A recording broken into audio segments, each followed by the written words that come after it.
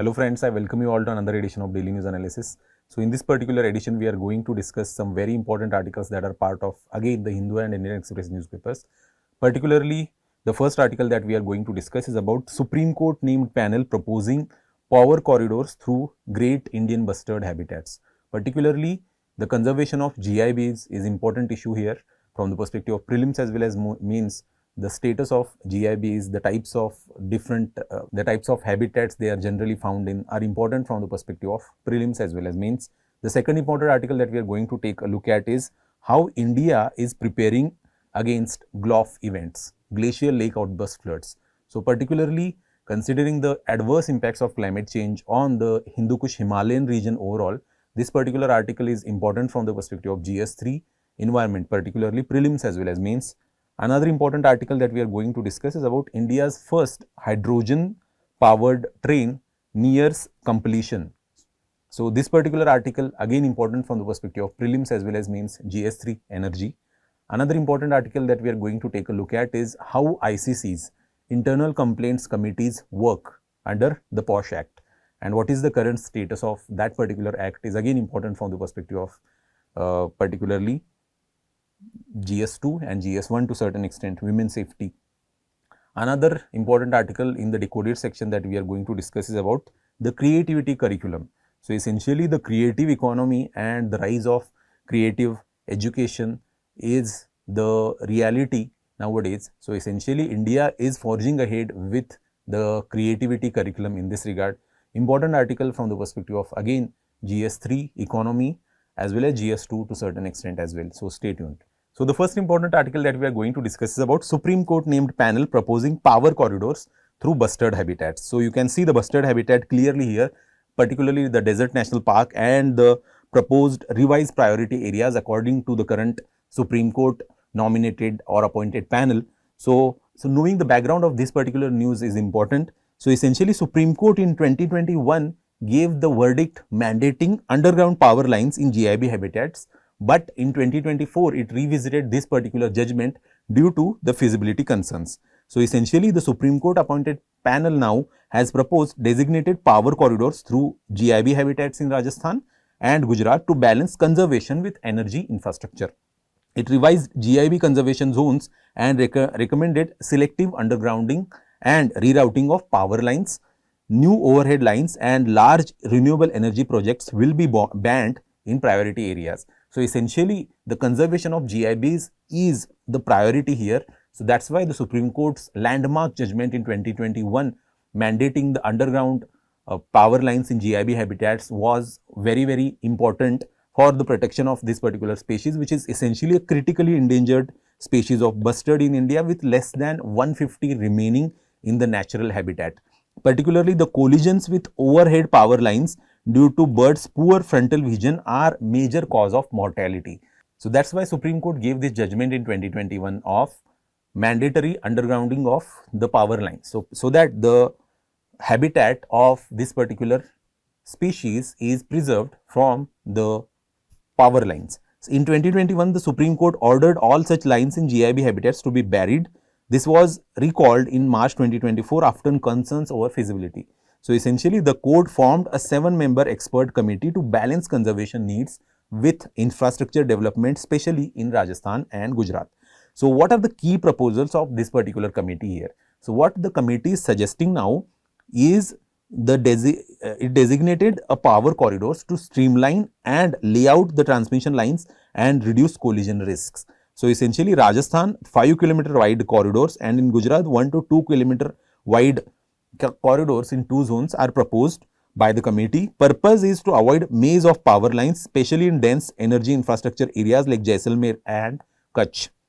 These corridors offer relief to renewable energy projects which otherwise faced blanket bans in sensitive zones. So essentially Rajasthan being emerging as a powerhouse of renewable energy projects like, for example, solar projects or the wind projects, this particular Supreme Court judgment in 2021 acted as a hindrance for the development of overall energy infrastructure in that particular region.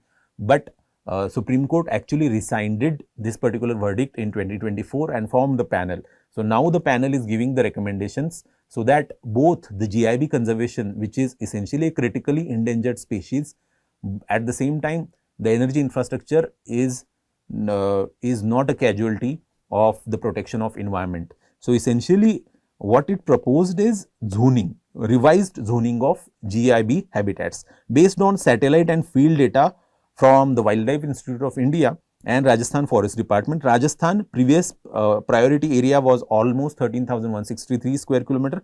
It revised it to 14,000 square kilometer, and in Gujarat it revised it to 740 square kilometer. Now, but it actually divided these areas into zones. So there is a priority area for regular use, additional important areas, less frequent use, and potential areas suitable but unused. Conservation hotspots in Rajasthan include Desert National Park, Pokhran Field Firing Range, and Ramdevra Buffer Zone. So these are priority conservation zones of GIBs, particularly in Rajasthan. So infrastructure guidelines and mitigation measures are also suggested. For example, there is a voltage based approach. 11 kV and below permitted only in corridors with priority areas. 220 kV and above to be evaluated on a case by case basis. Immediate action undergrounding of 80 km of 33 kV lines in Rajasthan and 79 km in Gujarat. Rerouting lines outside critical habitats, for example 79 km in Rajasthan. Restrictions in priority areas and outside priority zones in which no restrictions will apply. So these are some of the recommendations of the committees. You do not have to actually remember these recommendations of the committees, but some of the committee recommendations you can effectively utilize in your mains answers on, say, GIB conservation. Concerns, decent and future conservation measure are also important to know in this regard. Internal recents opposition to exempting 33 kV plus overhead lines from burial rerouting. Criticism of inadequate mitigation for upcoming high voltage lines, and habitat exclusion issues, tagging, monitoring, jumpstart program. So these are the issues and concerns associated with the recommendations of the committee. But now knowing everything about GIBs is also very vital. From the perspective of prelims, you may get a question on this critically endangered species of the bird. So the scientific name is Adiotis nigriceps. Type large ground dwelling bird endemic to the Indian subcontinent. True. You can see the image of great Indian bustard here, very beautiful bird. By the way, notable feature, among the heaviest flying birds, typically lives for 12 to 15 years. So essentially one of the heaviest flying birds ever. 12 to 15 years is a lifespan. So what is the appearance? You can see the appearance here. So it is large bird with a horizontal posture and long bare legs, giving an ostrich-like look. Males and females are similar in size, can weigh up to 15 kilograms. They are the largest of the bustard species found in India. What are some of the other bustard species found in India? By the way, there is a Hobara bustard, lesser florican, Bengal florican, and great Indian bustard. Distinctive features include black crown on the forehead, pale neck and head, brownish body, wings with black, brown and grey markings. You can see the wings here. So essentially habitat and population. Habitat is arid and semi-arid grasslands and scrublands. Great Indian bustard is primarily found in states like Rajasthan, Gujarat, with smaller populations in Maharashtra, Karnataka, Andhra Pradesh as well.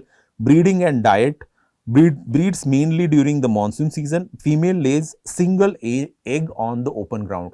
So that is also the major issue for the conservation of this particular species, because female lays only a single egg, that too on the scrublands like open grasslands and on the ground, open ground.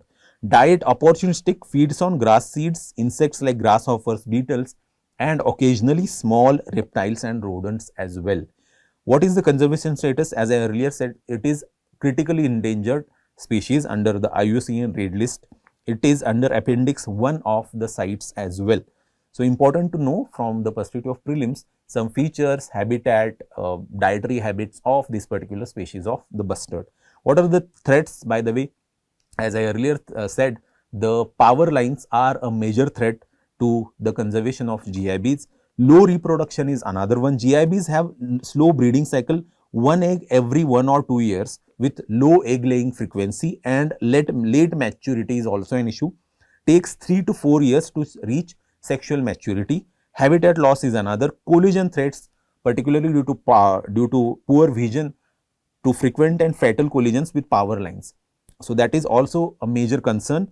Poaching and predation is also an issue. Predation, particularly by dogs, foxes and other animals, endanger eggs as well as chicks, because they lay the eggs on the open ground, open grassland.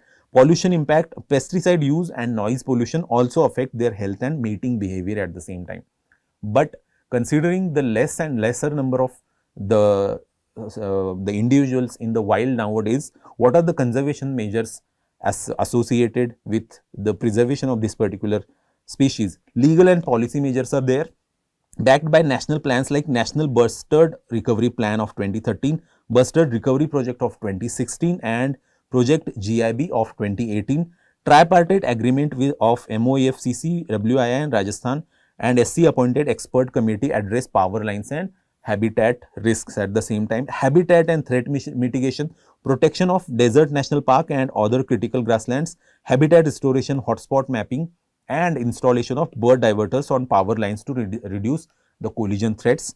Predator control through sterilization and translocation of dogs and other animals in the habitat region of bustard is also taken up. Breeding and species recovery, captive breeding centers at Ramdevra and Sorsan for rearing and rewilding of GIB chicks. We have seen the success story in that regard in the recent times. Use of artificial insemination techniques and creation of genetically diverse founder population. Second generation birds distributed to other states for expanding the conservation of efforts at the same time.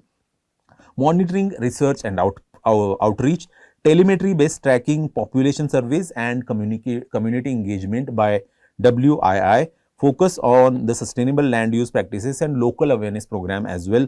International collaboration and support in this regard is also very important. Support from International Fund for Hobara Conservation and RINECO Abu Dhabi for breeding and research. WWF India and other international bodies raise awareness and promote GIB conservation globally as well. So you can see some different types of bustards here. Obviously, there is a great Indian bustard which is critically endangered. At the same time, there is Bengal florican. You can see it is also critically endangered species, by the way. Distribution obviously is in Assam, India, Assam, Arunachal Pradesh and Uttar Pradesh. Bengal florican. You can see the lesser florican as well, which is also critically endangered species. Little bustard particularly is also near threatened. At the same time, there is Asian hobara, which is vulnerable species. So remember some of these important species of bustards. You can see almost 3 species of bustards in India are critically endangered. Apart from GIBs, even Bengal florican is also critically endangered. At the same time, lesser florican is also critically endangered species, but Asian hobara is a vulnerable species. Remember these particular facts, important from the perspective of say prelims. So this is the practice question for you. Just comment your answer in the comment section.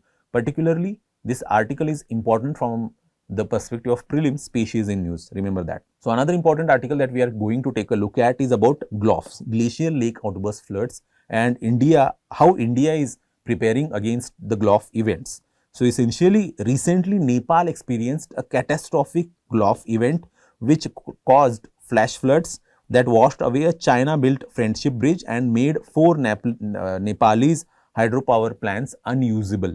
With rising temperatures and subsequent glacial melt, the increased risk of GLOFs is threatening life and property in the higher Himalayas. So essentially, due to the climate change, these particular events are going to increase in frequency. So India needs to be prepared for the increased frequency of such events. Glacial lakes are bodies of water that originate from or influenced by obviously glaciers. They form in various ways, including depressions carved out by glaciers where melt water accumulates or where glaciers dam up existing water bodies. So there are multiple ways the glacial lake can be formed through the glaciers. These lakes can be found in, under or at the edge of glaciers. You can see the example of glacier lake here in the image particularly. Glacial lakes in the Indian Himalayan region. As per India's National Remote Sensing Center, the Himalayan region is home to 11 river basins and 28 28,000 glacial lakes. So there are more than 28,000 glacial lakes in Indian Himalayan region itself. What are the types of glacial lakes, by the way? Supraglacial lakes formed in depressions on glaciers from meltwater, highly prone to melting in the summer months.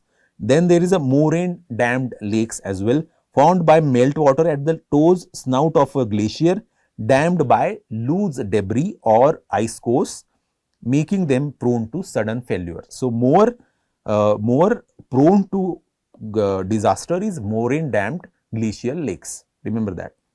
So what is glacial lake outburst flood, by the way?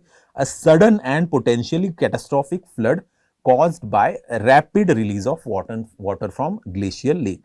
These floods occur when lake typically formed by melting glaciers and impounded by unstable moraine or ice dams breaches, sending a large volume of water downstream. So essentially you can see the different ways the GLOF can be actually initiated. You can see the landslide, avalanche can be one reason behind such lake overflows, or even the breaching of the wall of moraine lake itself. So essentially there are multiple initial reasons for it, for the occurrence of this particular event. What is the nature of GLOF risk for India, by the way? Climatic risk, obviously, with 23-24 being the hottest years on earth, extreme temperatures in a smaller geographies have been higher, thereby causing more glacial melt in certain pockets, making some glacial lakes highly risky. Monitoring challenges are also there. Most of the glacial lakes in India are located above 4,500 meter altitude. It always surveys only during the brief summer windows. Lack of weather and water monitoring stations leave these lakes largely unmonitored as well. Remote sensing is the only viable tool, but it offers post-facto data with limited early warning capability. So there are issues in particularly the analyzing overall these events, particularly the GLOF events. Major hazards and vulnerabilities in this regard are also important to know. GLOF triggers two-thirds caused by ice avalanches and landslides, as I earlier said, rest by excessive meltwater pressures on weak moraine dams, and another important reason is also earthquake. Downstream impact, damage to homes, livelihoods, biodiversity, bridges and hydropower projects along the rivers that rely on GLOFs downstream. Sikkim in 2023 experienced the GLOF event. South Lonak GLOF destroyed the Chungthang dam, which is of almost $2 billion worth with 1250 megawatt electricity capacity, and also intensified the flash flood in the area. Uttarakhand in 2013 experienced very famous GLOF. Chorabari GLOF, particularly the Kedarnath disaster we all remember, killed hundreds and caused widespread damage as well. But what are the initiatives taken by India to mitigate the GLOF risk, by the way, threat? The National Disaster Management Authority has initiated a proactive shift from one mere post-disaster response to risk reduction through its Committee on Disaster Risk Reduction. So we are moving away from, say, mere post-disaster response or management to disaster risk resilience or disaster risk reduction itself. It brought together related central scientific agencies, academic and research institutions, and state and UTs to study, monitor, warn and mitigate GLOF risk in India. National GLOF Risk Management or Mitigation Project. So this is very important project started by India, National GLOF Risk Mitigation Project, a $20 million program covering 195 high-risk glacial lakes classified under 4 risk levels. The program is expected to be scaled up after the 16 Finance Commission. 5 key objectives. What are the key objectives of this particular program, by the way? Hazard assessment at risk glacial lakes, installation of automated weather and water stations, deployment of early warning system downstream, and mitigating risk by drawing down water levels or building flow through retention structure and community engagement. So these are some of the components of that particular program. Expeditions conducted in Jammu and Kashmir, Ladakh, Himachal Pradesh, Uttarakhand, Sikkim and Arunachal Pradesh. What are the key techniques used in this regard? Bathymetry for lake depth and volume measurement. Bathymetry is used, remember that. ERT, electrical resistivity tomography for the detection of ice cores in moraine dams, and UAV slope surveys for terrain and structural analysis. So, how the lakes are actually surveyed is also important. The techniques are important. Remember these particular techniques. You may get a question directly in prelims on these particular techniques. So, from the perspective of say mapping, important to know the Hindu Kush Himalayan region itself. It encompasses parts of Afghanistan, Bangladesh, Bhutan, China, India, Myanmar, Nepal and Pakistan. Remember that. So, you can see the majorly Hindu Kush Himalayan region here, the basin, the rivers associated and the basin, it expands to almost majority of Asian region. So, this is a practice question for you, just comment your answer in the comment section, important from the perspective of prelims as well as mains. So, another important article is about India's first hydrogen powered train nearing completion. So, essentially Indian Railways has developed and successfully tested its first hydrogen powered coach. That is a positive news considering now Indian Railways has successfully tested the country's first hydrogen powered coach at the Integral Coach Factory in Chennai. This marks a significant milestone as hydrogen powered rail technology is still in early stages globally, with most projects under trial. Hydrogen being a cleaner and renewable fuel will help Indian Railways reduce dependence on fossil fuels and contribute to cutting greenhouse gas emissions. The initiative is in line with India's commitment to environmental sustainability, and it is expected to increase the share of renewable energy in the railway's energy mix as well. The project is in final testing phase before the commercial rollout. So, essentially it is at the final testing phase, but in upcoming times we will see India's first hydrogen powered train as well. But what is the project exactly? The project is spearheaded by Northern Railway Zone, initiated during 2020-21 with an estimated cost of 136 crore. It includes two key components. The first one being the conversion of two 1600 HP diesel power cars into hydrogen fuel cell powered traction system, and the second establishment of hydrogen storage and fueling capacity in Jind, Haryana with a total storage capacity of almost 3000 kg. The Research, Design and Standards Organization is handling the design, validation and testing processes in this regard. The train designs include 10 coach DEMU, diesel electric multiple unit, which will be retrofitted into hydrogen multiple unit DEMU to HMU. Once operational, the train will have the capacity to carry over 2600 passengers as well. So, very positive news towards India's own goal of achieving say climate neutrality or net zero by 2070. How will it work? But how does this hydrogen powered railway works? Hydrogen fuel use in railways is a relatively new concept and poses several technical and safety challenges. Hydrogen is a highly flammable, that we already know, also colorless, odorless, tasteless, making leak detection very difficult. So, there are certain downsides of working with hydrogen fuel, as it is highly flammable. Apart from that, it is colorless, odorless and tasteless. So, leak detection is an issue. Each converted power car will carry 220 kg of hydrogen stored in specially designed high pressure cylinders of at 350 bars of pressure. The mounting structure for hydrogen tanks and fuel cells are under rigorous testing for safety and efficiency. Now, to minimize risk, Indian Railways conducted computational fluid dynamics studies stimulating worst case hydrogen leak scenarios. In recent times, the system is equipped with continuous safety monitoring mechanisms. So, essentially there is a storage unit which will replace the current storage unit in the diesel power or diesel based engines. So, essentially there is the issue of what is the fueling facility in this regard. The hydrogen fueling and storage facility at Jind, Haryana is critical to the project's operation.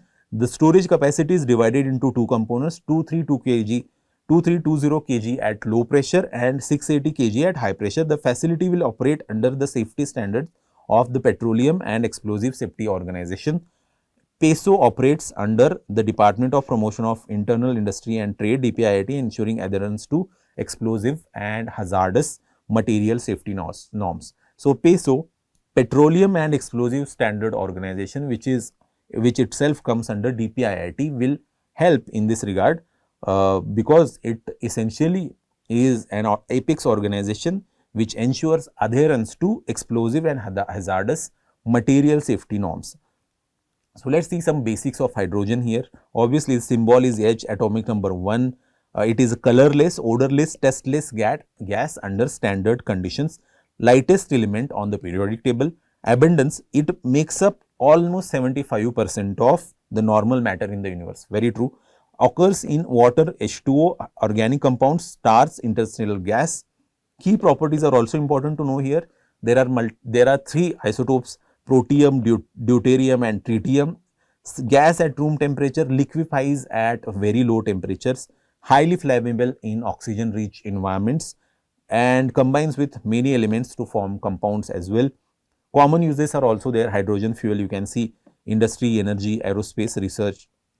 So essentially, hydrogen as a clean fuel is emerging as a new area of investment for the world. Clean reaction produces only water when used in fuel cells. So what is the byproduct of hydrogen fuel cell? Only water, remember that. Versatile production can be generated from natural gas, biomass, nuclear, solar or wind energy. That's why we have different types of hydrogens. Storage forms: compressed gas, liquid hydrogen, and stored in chemical carriers as well. So these are some of the ways you can store hydrogen. Decarbonization role, crucial for hard to electrify sectors like steel, transport and chemicals, key to achieving net zero emission goals. So as I said earlier, India's own net zero goal of 2070 will hinge lot on the green hydrogen mission as in this regard. But what are the different types of hydrogen, by the way? So just to give you the overall snapshot, there is gray hydrogen, there is a blue hydrogen, there is a green hydrogen. We are focusing currently on this. There is a black hydrogen as well, there is a pink hydrogen, there is a turquoise, then there is a yellow hydrogen.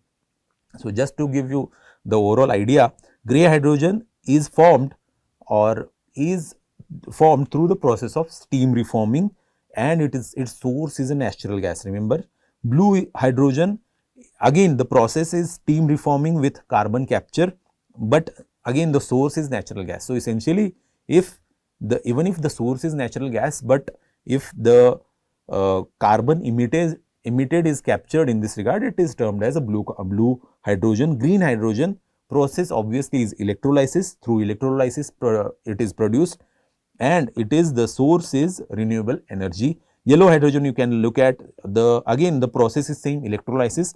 Source is a solar energy in particular. Turquoise, you can look at source is a natural gas, but process is a pyrolysis.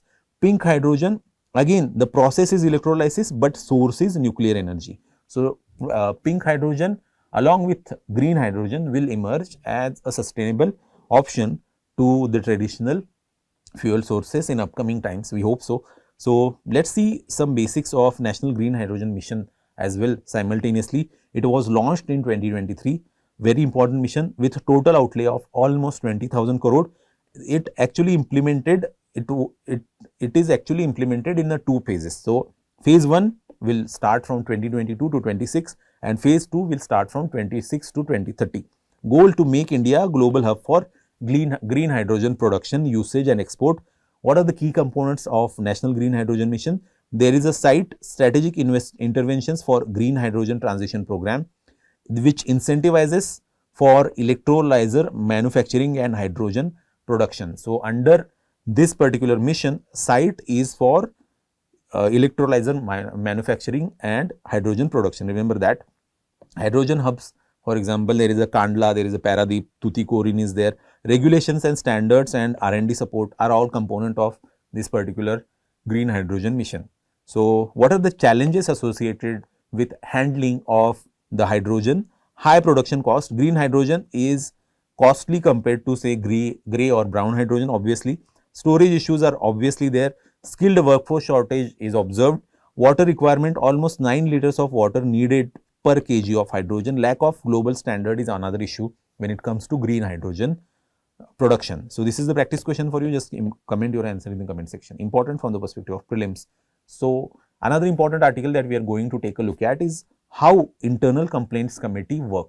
So this particular article came on the Sunday Hindu newspaper. So essentially, a student in Balasore in recent times died by self-immolation after alleging sexual harassment by faculty member. Her family claimed the internal complaints committee failed to validate her complaint, was biased and lacked proper training. The case exposed serious gaps in ICC functioning across the institution. So, essentially we have this POSH, Prevention of Sexual Harassment at the Workplace Act of 2013. Under it, the ICC is mandatory, but at the same time the working of ICC is often very problematic. So, in recent incidents in Odisha particularly, the same thing happened. The girl immolated herself and she essentially died a few days after the self-immolation in hospital, and she alleged the ICC didn't actually do anything on her complaint.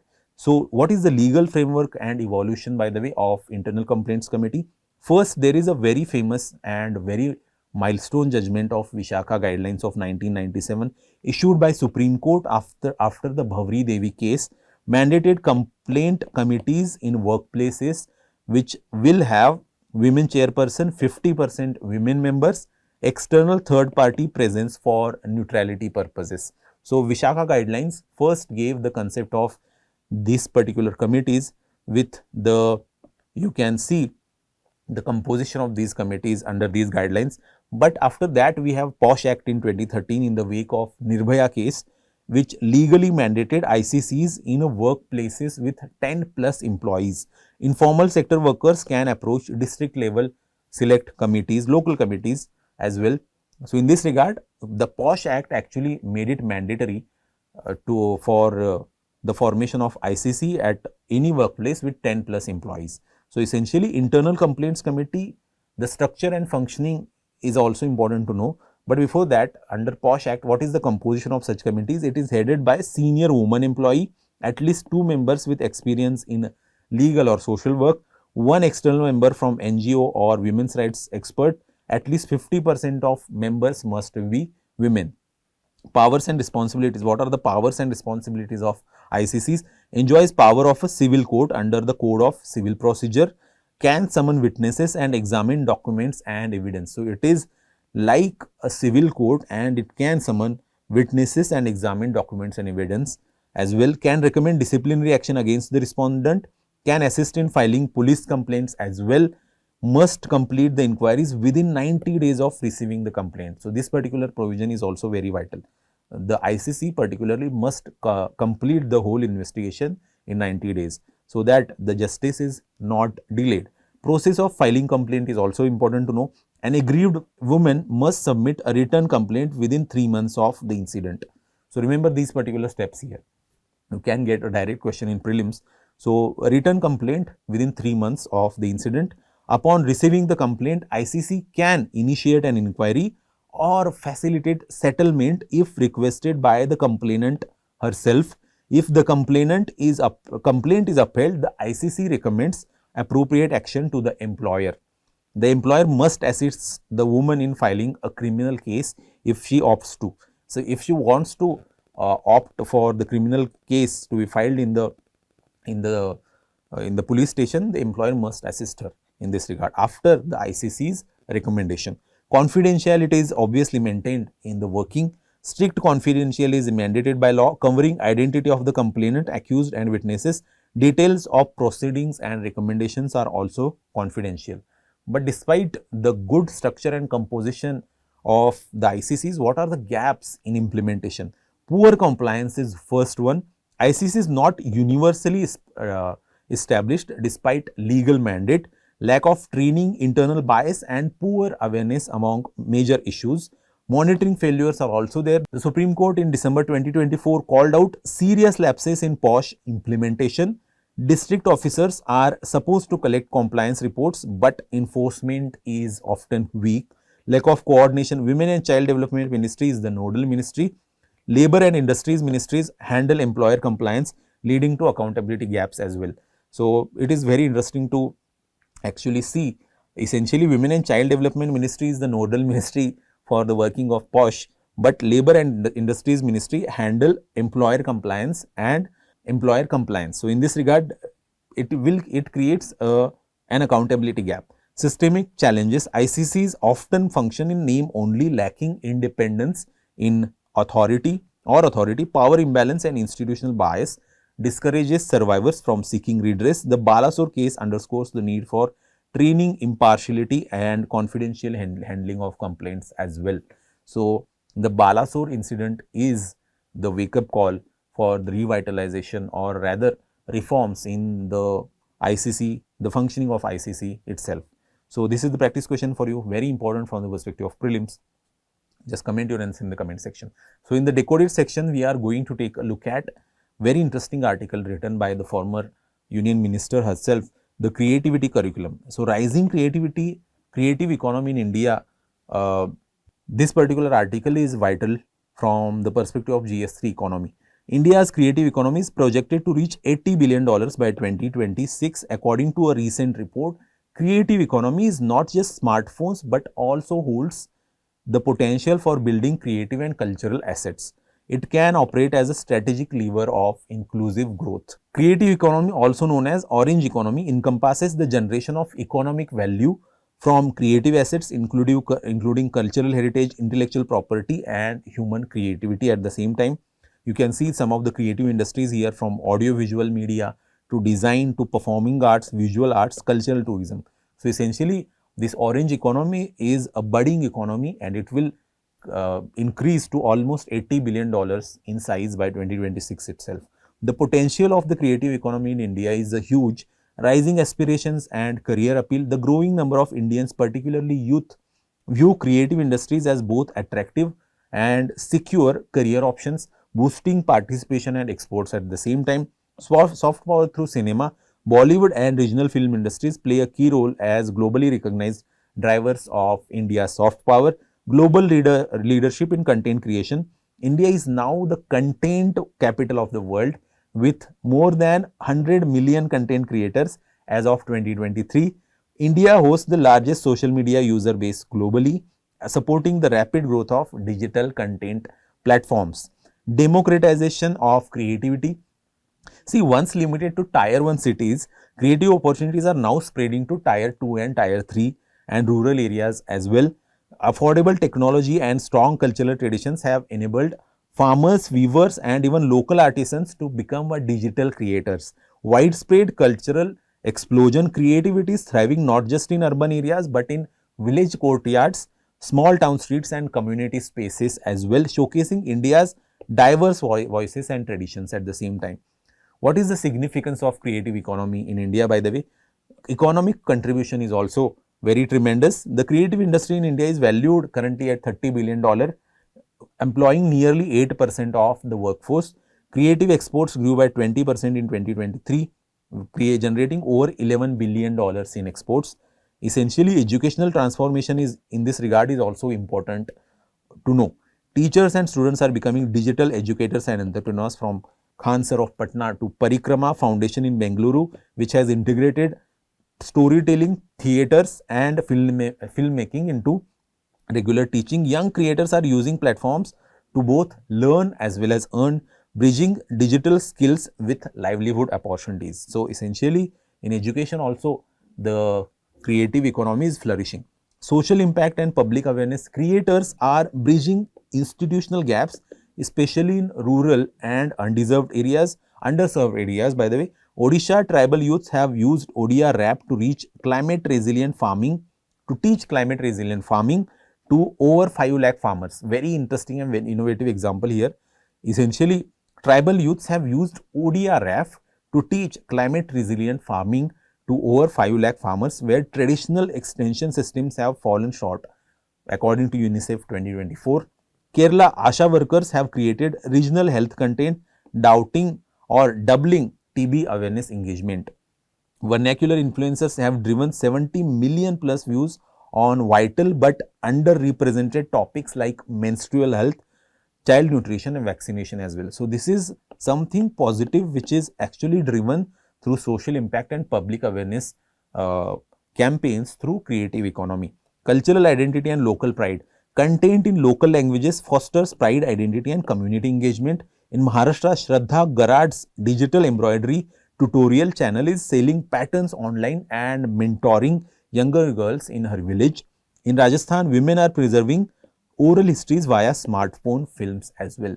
So, Essentially, creative economy is helping in preservation of cultural identity and local pride, empowerment and inclusion. It is giving voice to people often excluded from the traditional media. In Bihar, Bhojpuri content creators are telling their stories and fueling a grassroots movement rooted in language, identity and local pride.